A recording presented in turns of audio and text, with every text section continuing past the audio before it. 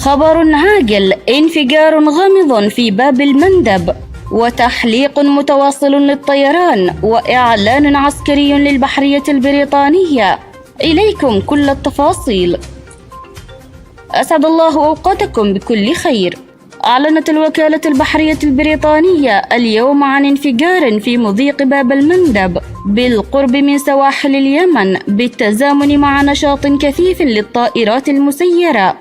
ونقلت رويترز عن الوكالة البحرية البريطانية قولها: تلقينا تقارير عن نشاط مسيرات وانفجار محتمل في مضيق باب المندب والبحر الأحمر دون مزيد من التفاصيل.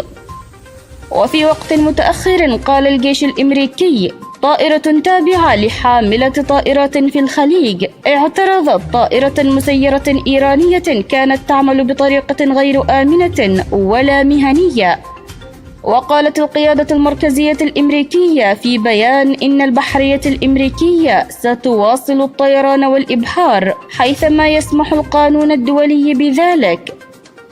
وقبل ذلك أعلن البنتاغون أن مدمرة أمريكية اعترضت أثناء إبحارها في مياه البحر الأحمر طائرات مسيرة مفخخة عديدة انطلقت من اليمن من مناطق يسيطر عليها الحوثيين.